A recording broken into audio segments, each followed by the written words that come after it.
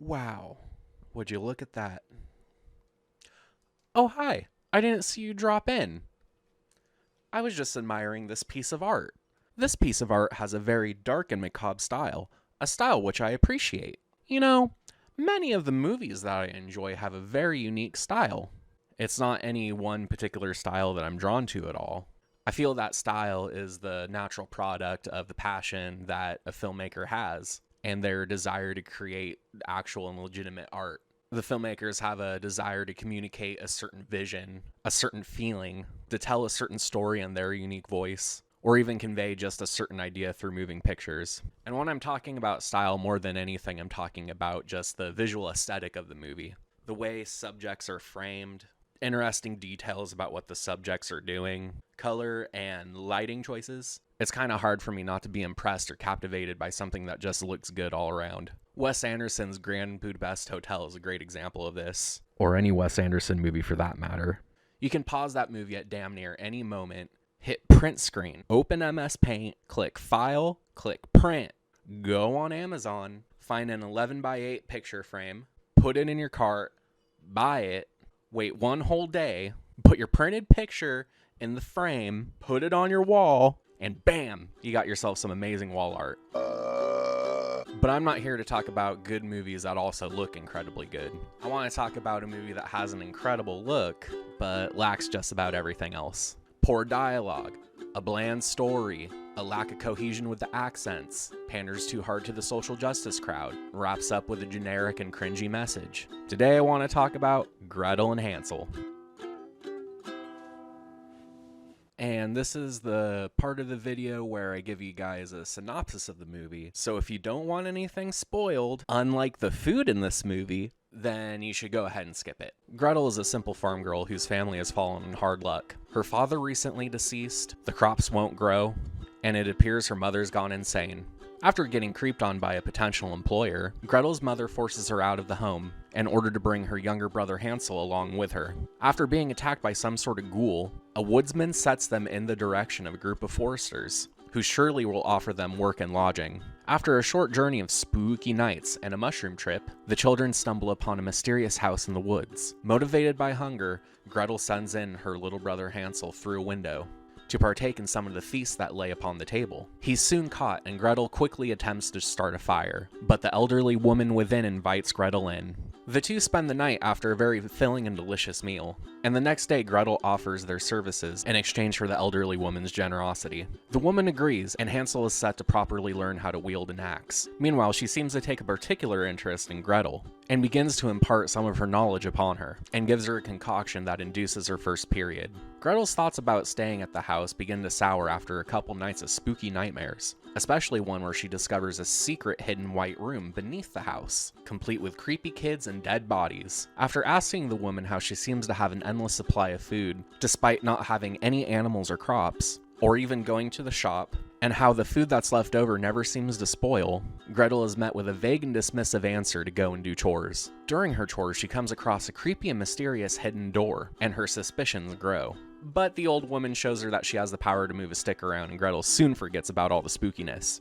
As Gretel becomes more at ease with the prospect of living here, Hansel becomes more weary, and in a fit of anger, Gretel casts him out into the woods by himself, where Hansel is beckoned by some spooky voices. Gretel starts to become concerned about her brother all alone in the woods, but the old woman tries to convince her that Hansel is nothing but a burden anyway. That night, Gretel has another spooky dream where her brother Hansel is in the mysterious white room, and during this dream, she learns that some random hot chick from the goth club makes the daily feast out of children's body parts. The next day, the old woman goes out into the woods, and we learn that the old woman is indeed that random hot chick from the goth club. When she returns, Gretel attempts to put her to sleep with some sleepy time tea, and the old woman tells her that in order to maintain their powers, they must consume their own poison to develop an immunity. Gretel confronts her, demanding that she free her brother, but she refuses because Hansel is Gretel's poison that she must consume. The old woman, in a typical "we're not so different, you and I" sort of speech, reveals to Gretel that she was in fact the mother to the little girl in Gretel's favorite fairy tale. But what she never knew of the real story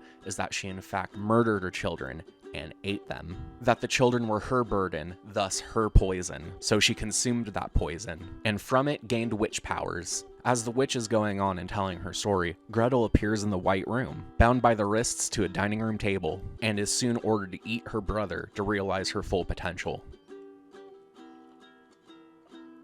However, before Hansel can finish cooking, Gretel uses her stick magic to burn the witch alive and save her brother. Gretel determines that the witch was right, and Hansel is a burden to her, and sets him off to go live his own life and his own path. Gretel closes the movie by giving a monologue about how she has her own powers to nurture, and she can feed those powers darkness or give it plenty of light, and all she must do is be brave and trust herself. I hate to admit it, but on occasion I'm duped by a movie that has a really good look. And unfortunately, Gretel and Hansel is one of those. My first viewing of it, my only takeaway was how stoked I was on how cool everything looked.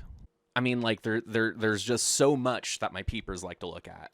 Occult imagery and symbols, classic depictions of witches, the witch's house, the feast on her table, the White Room.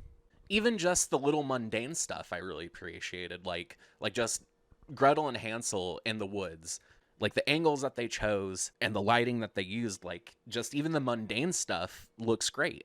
The costuming was good, the sets were good, the casting choices were good, but that's about where all the good stuff for this movie ends. And even though I just said the casting was one of the plus sides of this movie, again, it's still just mostly for the aesthetics. Yeah, the witch played her part well and looked great doing it. And Hansel was fine for what he was for the movie. And Gretel, too, looked the part extremely well. Her face reading like kind of timid, kind of spunky, but her complete and utter lack of an accent really bugs me. For a movie taking place in this era, she just kind of comes across as like a Keanu Reeves type in Bram Stoker's Dracula. This is a man himself. Yeah, look, he's grown young. But even then, Keanu Reeves still tried to put on a British accent. Like, she sounds like a middle school girl trying to, excuse herself from class to go vape. And to be completely, frankly honest and open about it, we were thinking very seriously of something, on you. But it's supposed to be 1810. Her look was so good and fit the style of the movie so well that I brushed off her performance when I first watched it. And I guess you could say I was fooled. One thing I gotta say, though, just kind of as a side note for, the original story for Hansel and Gretel, is that I've never been the sort of person who, reads something or watches something and thinks of it as an allegory for anything else. And in the vein of children's stories, I've never looked at any fairy tales and thought this way. I read Little Red Riding Hood, and I read a story about a little girl going to visit her grandma. Wolf eats the grandma. Guy chops up the wolf. Happy ending. I didn't see it as a cautionary tale for children and predators, or I didn't watch Peter Pan and think about it as a warning for maintaining your adolescence. And I never thought of Hansel and Gretel as anything more than just simply kids find a house with a bunch of tasty stuff and the witch gets them nice and fat, and then they push the witch in the oven and the end. I'm so gassy today. But there was a moment where I was watching this movie and then it dawned on me that this is a story about being weary of people who just give unconditionally, especially when you're young. But then again, it does seem kind of obvious, and I think I probably hit this realization because the movie was a little bit on the nose with the message of being weary about gifts. And it's partly because of this same on-the-nosiness that the movie is so irritating. I mentioned earlier that the movie panders to the social justice crowd, and boy does it. The entire movie has this persistent message of men bad, women victimized, system bad, men dumb, women good. It treats men like we're intimidated by womanhood, and it comes across as over the top as Maud Lebowski. The word itself makes some men uncomfortable. Vagina. Oh, yeah? Right from the get-go, Gretel is creeped on by an old guy. Then the woodsman reduces Gretel's capabilities to simple traditional women's work. Then the witch constantly jabs at men and celebrates the fact that she's a hermit away from them. Gretel ultimately chooses to follow in the witch's footsteps because she don't need no man. It's annoying and it deserves mockery precisely for the same reason why this deserves mockery. We love you. You're very special. And please don't think I'm a bigot or anything. There's plenty of other movies out there that have these same sort of messages that don't straight up condescend or pander to the audience. Take Hagazusa, for example. Hagazusa is a movie that has many of the same motifs and themes as Gretel and Hansel does, but it presents these themes and motifs in a way that doesn't make you feel coddled to. Both movies deal in witchcraft, the dismissive and cruel nature of men, the desire to live outside a system that belittles you. And Hagazusa had seriously maybe like 13 lines of dialogue in the entire movie. Yet it managed to tell a more compelling story than Gretel and Hansel, and does so in a way that doesn't pander to anybody. Sidney Pollack said that good movies should be two sides of a good argument. And I'm not quite sure if I have the right to quote this guy, because I don't think I've seen any of his movies, but he seems relatively liked and respected. And I'm not really quite sure if I agree with his point, but if he is right, then this movie blows because it's extremely one-sided. And going back to the casting, the younger version of the witch is just plain laughable. It's roughly about 1810, and this broad looks like she's dolling herself up to take a picture in front of her altar for Instagram, with the caption saying something like, "Men fear what they don't understand. Women nurture it." Or some vague, vapid shit like that. I'm pretty sure whoever was in charge of the aesthetic for this movie, however, was inspired by that sort of crowd. Half of the visuals that I appreciated in the movie really seemed like they were taken directly out of the... I'm so gassy today. Directly out of thumbnails off YouTube for Witch House videos. And I'm not complaining about it. I love that shit. I'm pretty sure that you could put this movie on mute and then just play any playlist from Nightmares in the 80s over it, and you would have, like, the longest, coolest Witch House video ever. But in the end, this movie, it almost feels like seeing a random hot chick at the goth club, and you're taken by her beauty. So you introduce yourself, and you hit it off, and then she gives you her number, and then the next day all you can think is, wow, she's so pretty, she's so great, she's so awesome.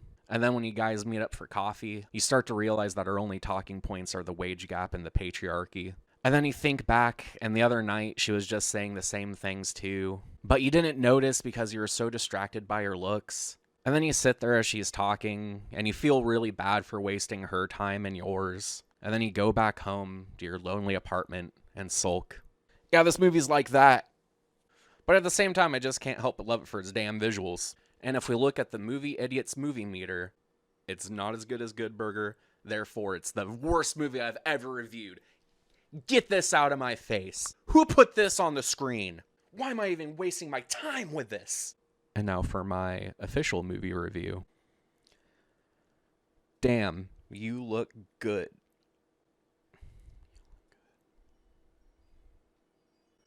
God damn, you look good.